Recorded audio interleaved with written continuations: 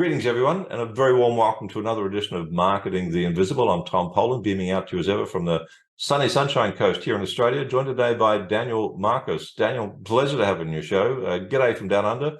Where are you hanging out? Where are you based? Austin, Texas. I'm in Austin, Texas. Pretty hot today. I think we're like 105 degrees. Oh, you've had, for those in Celsius, that's high 30s, early 40s. That's correct, you early guys 40s. Had an exceptionally hot summer, right? I think we had like 85 days above 100 in Texas. Unbelievable.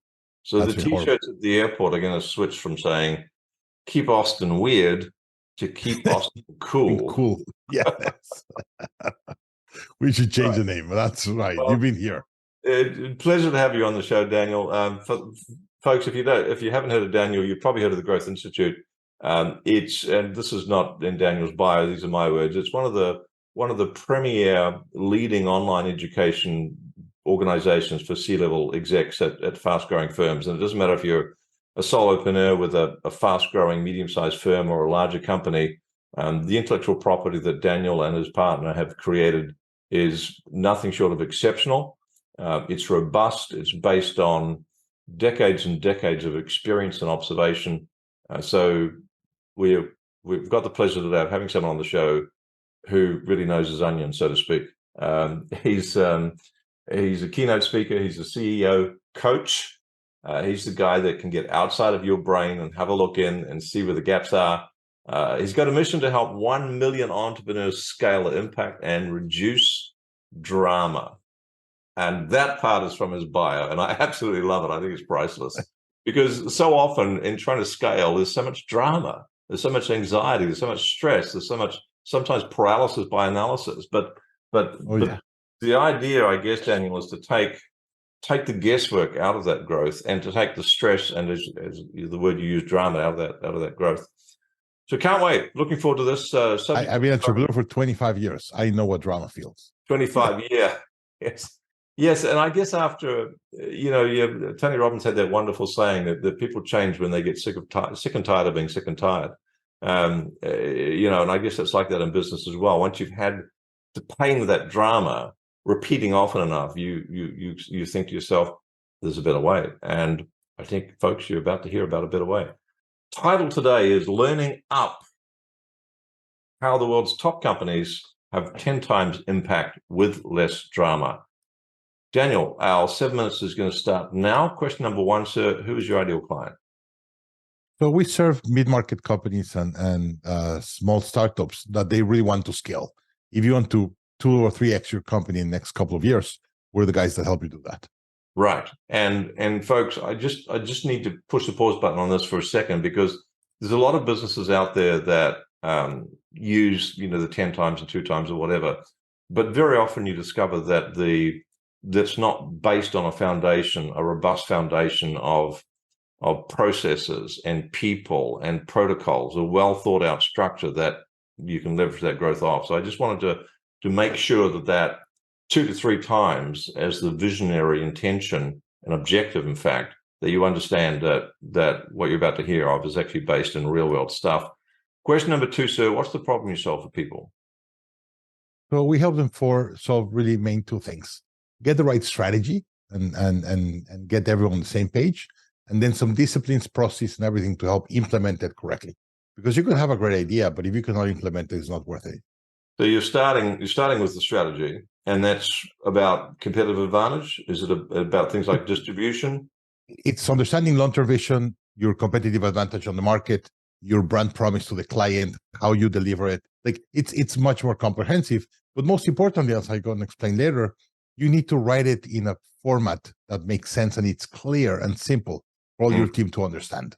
Yeah, and then you have to build the systems and processes for your team to execute it correctly. Strategy first, tactics second, makes perfect sense. But it's what you've touched on already is the articulation of that strategy so that you can communicate it, right? Because it's one thing you're to have able to verbalize in your brain, some sort of fuzzy idea that's opaque for everyone else. I'll explain a little bit. I'll be in later. But when I go to a CEO, I said, "Tell me your strategy," and they take half hour to explain strategy to me, that I'm a highly capable entrepreneur. Yeah. And I said, your team doesn't get it. If you want everyone on the same page, you first have to write the page.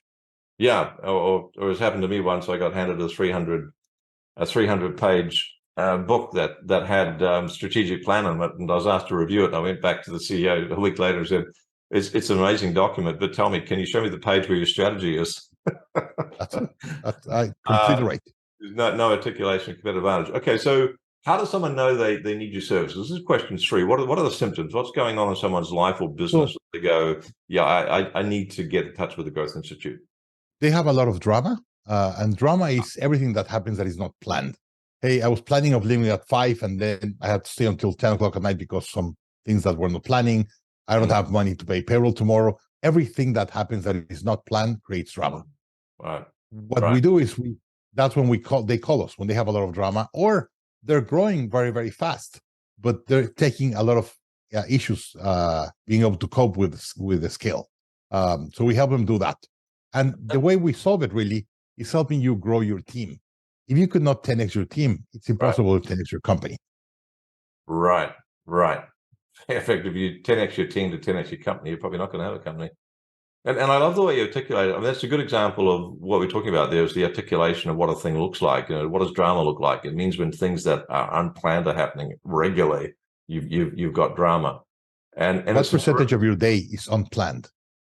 And I asked the question, and they're like, "Wow, like 60% of my day is unplanned." Wow. Oh, yeah. So Matt, and very simple articulation. You got 60% of your days happening as unplanned. You've got drama. You need this. So, because there's no point in getting the growth if you're killing yourself and your lifestyle in the process. It kind of defeats the purpose. You're dealing with people that are growth oriented. Obviously, they're assertive, even aggressive in the marketplace.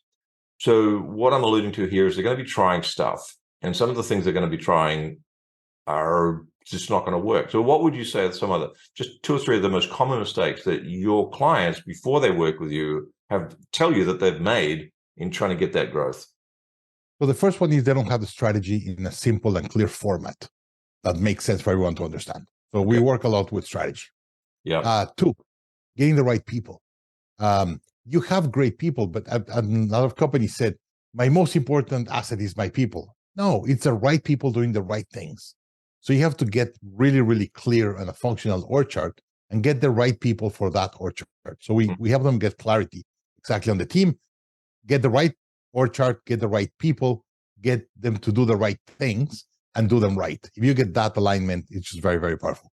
And then put a series of systems and processes of prioritizing KPIs and rhythm of meetings to make sure you're able to follow the strategy and implement it correctly. So the term right, the right people, is relative to the context is the execution of the strategy, presumably. That's correct.